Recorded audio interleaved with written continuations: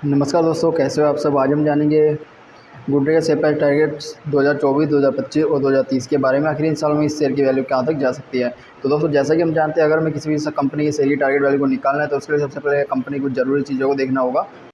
उसके बाद जो है एक टारगेट वैल्यू को निकाला जा सकता है। तो चलिए फटाफट से देख लेते हैं और उसके बाद हमें काफ़ी सारी चीज़ों का पता भी चल सकेगा। जैसे भाई कंपनी को शॉर्ट टर्म के लिए इन्वेस्ट करना चाहिए, लॉन्ग टर्म के लिए इन्वेस्ट करना चाहिए, क्या कंपनी कोई बड़ा कर्ज तो नहीं रहा हुआ, क्या कंपनी अच्छी परफॉर्मेंस दे पा रही है पिछले 5 सालों में, क्या कंपनी के शेयर की वैल्यू में बढ़ोतरी हो सकती है, आने वाले समय में काफ़ी ज़्यादा गिरावट देखने मिल सकती है। इन सब चीज़ों का भी आपको पता चल सकेगा ये वीडियो देखने के बाद।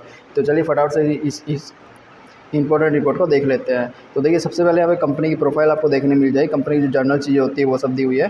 कंपनी का जो फाउंडर है यहाँ पे नाम दिया हुआ है। मार्केट कैप वैल्यू 385 करोड़ की रही हुई है। सेक्टर टी एंड कॉफ़ी के सेक्टर में कंपनी काम कर रही है और कंपनी की वेबसाइट आप यहाँ पे देख सकते हो। कंपनी के द्वारा जो है मुख्य रूप से टी के सेक्टर में काम किया जाता है, जिसमें कंपनी के पास भारत में 18 चाय के बागान रहे हुए हैं, जिसमें 3 बागान जो है दार्जिलिंग में है, 3 आसाम में है और 12 वेस्ट बंगाल में रहे हुए हैं। तो दोस्तों, ये तो कंपनी के बारे में एक शॉर्ट जानकारी। अब हम जान लेते हैं कंपनी कुछ जरूरी रिपोर्ट्स के बारे में। तो देखिए, अगर हम 27 मई 2019 को देखें तो कंपनी के शेयर की वैल्यू 199 रुपये के आसपास ट्रेड किया करती थी, यानी 5 साल पहले। और अभी की सिचुएशन को देखें तो 5 सालों के बाद यानी 20 मई 2024 को कंपनी के शेयर की वैल्यू 701 रुपये के आसपास ट्रेड करती है। तो देखिए, कंपनी ने पिछले 5 सालों में 199 रुपये से लेके और ये मैक्सिमम गई है 348, मतलब 348 रुपये तक का सफ़र तय किया है। दोस्तों, जो ये वैल्यू है ये गलत दी हुई है। एक्चुअली ये शेयर की वैल्यू बाई मिस्टेकली कुछ सिस्टम एरर की वजह से आ चुकी है, ठीक है। पर इसको हम अभी नेगलेक्ट करेंगे। इस तो 348 रुपये तक कंपनी ने वैल्यू जो गई है, यानी कंपनी ने पिछले 5 सालों में -8% का जो है रिटर्न दिया है, जो कि एक अच्छा संकेत नहीं है। यहाँ पर हमने एक व्हाइट बोर्ड को रखा है जहाँ पे प्लस पॉइंट और माइनस पॉइंट को ऐड करते रहेंगे। तो जैसा कि हमने देखा भाई कंपनी ने अच्छा रिटर्न नहीं दिया है, तो इसलिए हमने इसको माइनस पॉइंट में ऐड करेंगे, ठीक है। इसको गलती से हमने प्लस पॉइंट में ऐड कर दिया है। अब हम देखेंगे कंपनी के पिछले 5 सालों की फाइनेंशियल रिपोर्ट। तो दोस्तों, अगर 2019 में देखें तो कंपनी के द्वारा 763 करोड़ का रेवेन्यू बनाया जाता था और नेट इनकम 9 करोड़ की बनती थी।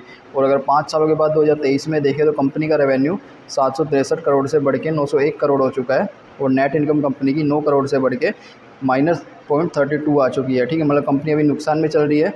और 2022 में देख सकते हैं भाई कंपनी के ये लगातार प्रॉफिट में गिरावट देखी जा सकती है और 2023 में कंपनी पूरी तरह से नुकसान में आ चुकी है, जो कि एक अच्छा संकेत नहीं माना जाता। इससे कहा जा सकता है भाई कंपनी जो है फाइनेंशियल रूप से लगातार नीचे आते हुए देखी जा सकती है, जो कि एक माइनस पॉइंट है निवेशकों के लिए। तो इसको भी हमने एक माइनस पॉइंट दे दिया है।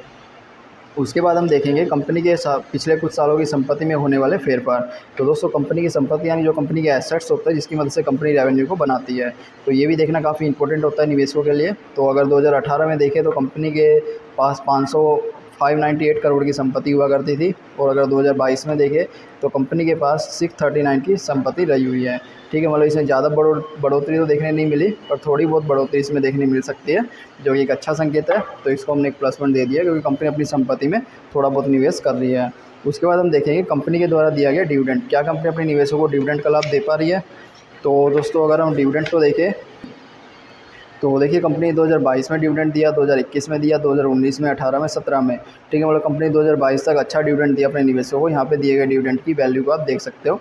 तो इससे कह सकते हैं भाई कंपनी 2022 तक तो अच्छी प्रॉफिट में चल रही थी, पर उसके बाद से कंपनी ने कोई भी प्रकार का डिविडेंड नहीं दिया। इसलिए ये भी कहा जा सकता है भाई कंपनी 2022 के बाद से ज़्यादा प्रॉफिटेबल नहीं रही हुई है। जैसा कि हमने देखा भाई कंपनी की फाइनेंशियल रिपोर्ट में भी कंपनी 2023 में नुकसान में आ चुकी है। तो यही कारण है कि कंपनी ने 2023 में डिविडेंड नहीं दिया। तो इसको भी हम एक माइनस पॉइंट करेंगे क्योंकि कंपनी लगातार अच्छा प्रॉफिट नहीं बना पा रही है। अब हम देखेंगे कंपनी का शेयर होल्डिंग पैटर्न। तो सबसे पहला था टोटल प्रमोटर होल्डिंग, यानी कंपनी के द्वारा की गई होल्डिंग। कंपनी ने अपने शेयर की 74% की होल्डिंग अपने पास रखी हुई है, जिसमें से कंपनी ने किसी भी प्रकार से इसको बैंक में गिरवी नहीं रखा गया, पूरी तरह से कंपनी के पास रही हुई है, जो कि एक अच्छा संकेत है। तो इसको हम एक प्लस पॉइंट देंगे। उसके बाद है म्यूचुअल फंड के द्वारा 0% की होल्डिंग की गई है। ये भी एक अच्छा संकेत नहीं है दोस्तों, क्योंकि अगर म्यूचुअल फंड के द्वारा इस कंपनी में निवेश नहीं किया जा रहा तो इसके पीछे कोई बड़े कारण देखे जा सकते हैं। भारत के जो बड़े इन्वेस्टर हैं यानी अदर डोमेस्टिक इंस्टीट्यूशन, उनके द्वारा भी 0% होल्डिंग है। ये भी एक अच्छा संकेत नहीं है। विदेशी इन्वेस्टर भी देखिए इसमें 0% रहे हुए हैं और रिटेल इन्वेस्टर इसमें 25.99 मतलब लगभग 26% रहे हुए हैं। और जैसा कि हम जानते हैं अगर रिटेल इन्वेस्टर 28% से कम होते हैं तो अच्छा संकेत माना जा सकता है। तो इसको अभी के लिए हम एक अच्छा संकेत मान सकते हैं। अगर ओवरऑल शेयर होल्डिंग पैटर्न को देखें तो ये भी एक अच्छा संकेत नहीं देखा गया, जिसका कारण ये भाई इसमें कंपनी में बड़े इन्वेस्टर तो रहे नहीं हुए। देखिए इसमें म्यूचुअल फंड भी 0 रहे हुए हैं, भारत के बड़े इन्वेस्टर भी 0 है और विदेशी इन्वेस्टर भी 0 है। यानी भारत के जो बड़े इन्वेस्टर है, ओवरऑल जो बड़े इन्वेस्टर है वो भी जीरो रहे हुए हैं, तो इसलिए हमने इसको एक माइनस पॉइंट दे दिया है। तो अगर इन दोनों को कंपेयर करें तो इसमें हमें एक प्लस पॉइंट देखने मिला और 4 माइनस पॉइंट देखने मिले, जो कि निवेशकों के लिए एक अच्छा संकेत नहीं माना जाता। इसके अलावा हमें जैसे जैसे अपडेट मिलती रहेगी हम आपके साथ भी अपडेट करते रहेंगे, इसलिए चैनल को सब्सक्राइब कर ले, वीडियो को लाइक करें। तो चलिए मिलते हैं नेक्स्ट वीडियो में।